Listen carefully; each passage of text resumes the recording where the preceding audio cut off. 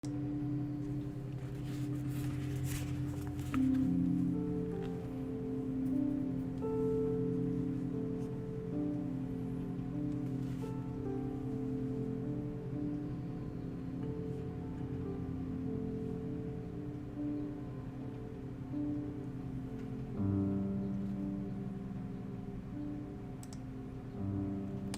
back, book clubbers, to episode 3 of The Art of Racing in the Rain by Garth Stein.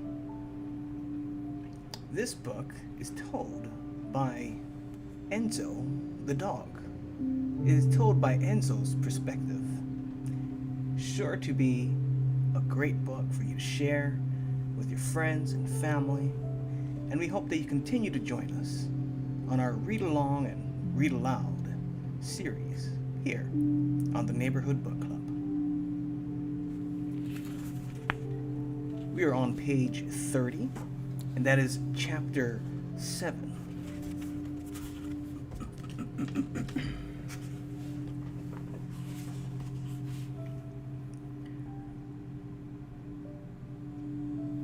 When it was just Denny and me, he used to make up to $10,000 a month in his spare time by calling people on the telephone, like the commercial said.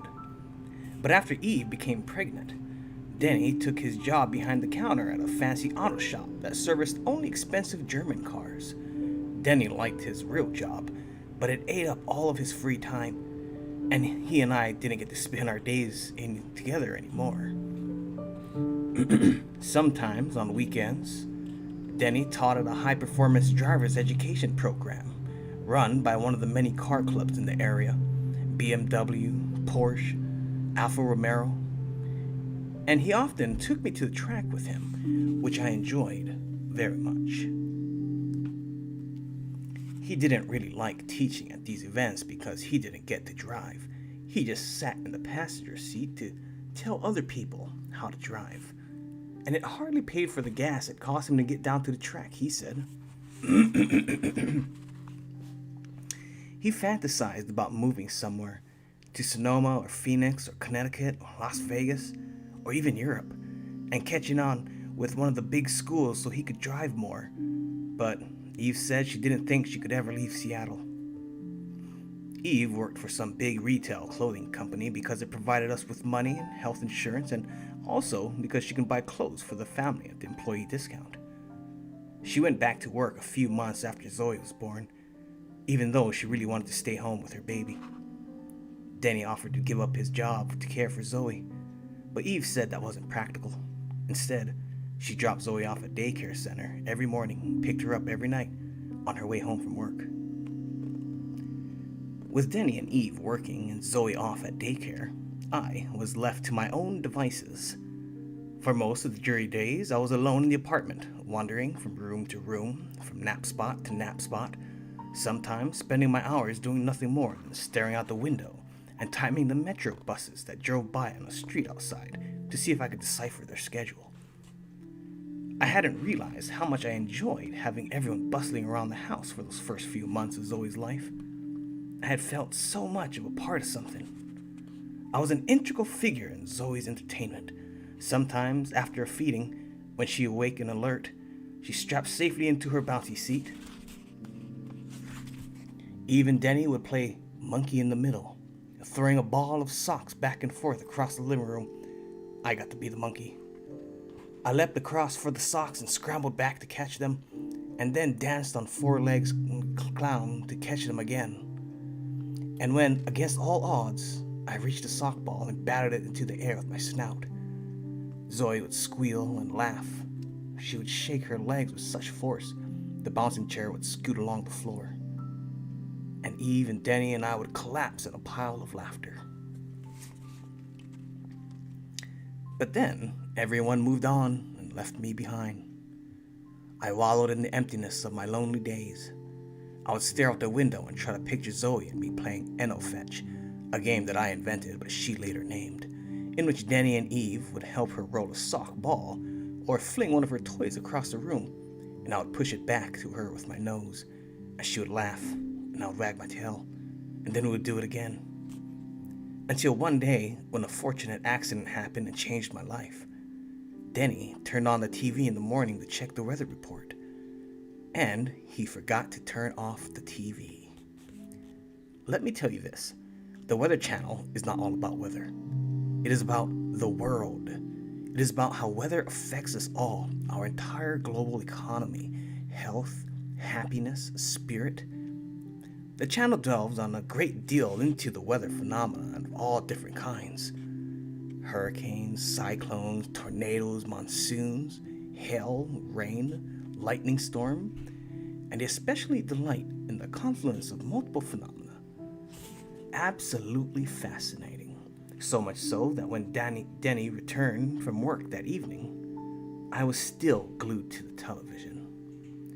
"What are you watching?" he asked when he came in and asked if it was I or Eve or Zoe, as if it couldn't have been more natural to see me there or address me like that. But Eve was in the kitchen cooking dinner and Zoe was with her. It was just me. I looked at him and then back to the TV, which was reviewing the day's major event, flooding due to heavy rainstorms on the East Coast. "The Weather Channel," he scoffed, snatching up the remote and changing the channel. "Here." He changed it to the Speed Channel. I had watched plenty of TV as I grew up, but only when a person was already watching. Denny and I enjoyed racing movies. Eve and I watched music videos and Hollywood gossip. Zoe and I watched children's shows. I tried to teach myself to read by studying Sesame Street, but it didn't work. I achieved a degree of literacy, and I can still tell the difference between pull and push on a door, but after I figured out the shapes of the letters, I couldn't grasp which sounds each letter made and why. But suddenly, the idea of watching television by myself entered my life. If I had been a cartoon, the light bulb over my head would have been illuminated. I barked excitedly, and I saw cars racing on the screen. Denny laughed. "Better, right?" "Yes, better." I stretched deeply, joyously, doing my best downward-facing dog and wagging my tail, both gestures of happiness and approval, and Denny got it. "I didn't know you were such a television dog," he said. "I can leave it on for you during the day if you want." I want. "But you have to limit yourself," he said. "I don't want you to catch up watching TV all day long. I'm counting on you to be responsible." I am responsible. While I had learned a great deal up until that point in my life, I was 3 years old already. Once Denny began leaving the TV on for me, my education really took off. With the tedium gone, time started moving quickly again. The weekends were all together, seemed short and filled with activity, and while Sunday nights were bittersweet, I took great comfort in knowing that I had a week of television ahead. I was immersed in my education. I suppose I lost count of the weeks, so I was surprised by the arrival of Zoe's second birthday. Suddenly, I was engulfed by a party in the apartment with a bunch of little kids she had met in the park and at her daycare center. It was loud and crazy, and all the children let me play with them and wrestle on the rug, and I let them dress me up with a hat and a sweat jacket, and Zoe called me her big brother. They got lemon cake all over the floor, and I got to be Eve's helper cleaning it up, while Denny opened presents with the kids. I thought it nice that Eve seemed so happy cleaning up this mess, when she sometimes complained about cleaning the apartment when one of us made a mess. She even teased me about my crumb cleaning skills, and we raced. She with her dustbuster and me with my tongue. After everyone had left, we had all completed our cleaning assignments. Denny had a surprise birthday present for Zoe. He showed her a photograph that she looked at briefly and with little interest. But then he showed the same photograph to Eve, and it made Eve cry. And then it made her laugh. and she hugged him and looked at the photo again and cried some more. Denny picked up the photograph and showed it to me, and it was a photo of a house. "Look at this, Enzo," he said. "This is your new yard. Aren't you excited?" I guess I was excited. Actually, I was kind of confused. I didn't understand the implications, and then everyone started shoving things in boxes and scrambling around, and next thing I knew, my bed was somewhere else entirely. The house was nice. It was a stylish little craftsman-like I'd seen on This Old House, with 2 bedrooms and only 1 bathroom, but with plenty of living space, situated very close to its neighbors on a hillside in the Central District. Many electrical wires dripped from the poles along the sidewalk outside, and while our house looked neat and trim, a few doors stood down other houses with unkept lawns and peeling paint and mossy roofs. Eve and Denny were in love with the place. They spent almost the entire first night there, rolling around naked in every room except Zoe's. When Denny came home from work, he would first say hello to the girls. Then he would take me outside to the yard to throw the ball, which I happily retrieved. And then Zoe got big enough and she would run around and squeal while I pretended to chase her. And Eve would admonish her. "Don't run like that. Enzo will bite you." She did that frequently in her early years, doubting me like that. But one time, Denny turned on her quickly and said, "Enzo would never hurt her, ever." And he was right. I knew I was different from other dogs. I had a certain willpower that was strong enough to overcome my more primal instincts. What Eve said was not out of line, as most dogs cannot help themselves. They see an animal running and they track it and they go after it. But that sort of thing doesn't apply to me. Still, Eve didn't know that, and had no way of explaining it to her. So I never played rough with Zoe. I didn't want Eve to start worrying unnecessarily, because I had already smelt it.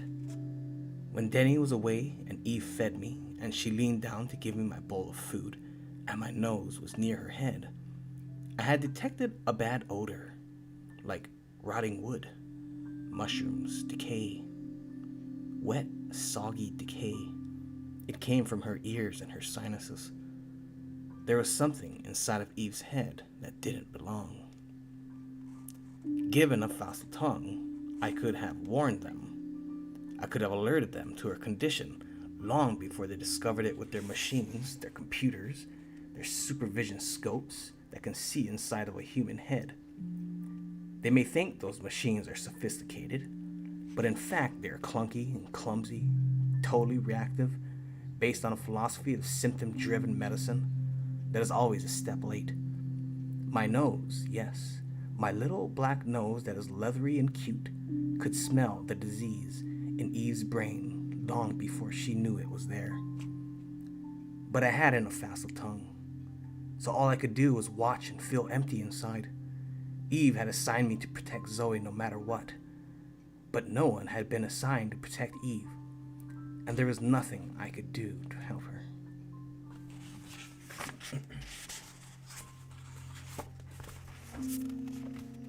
And that was episode 3, Read Along, Read Aloud, The Art of Racing in the Rain. We hope you decide to join us on Discord, Facebook, Nextdoor. You can go ahead and check out our website. And we'll see you next time.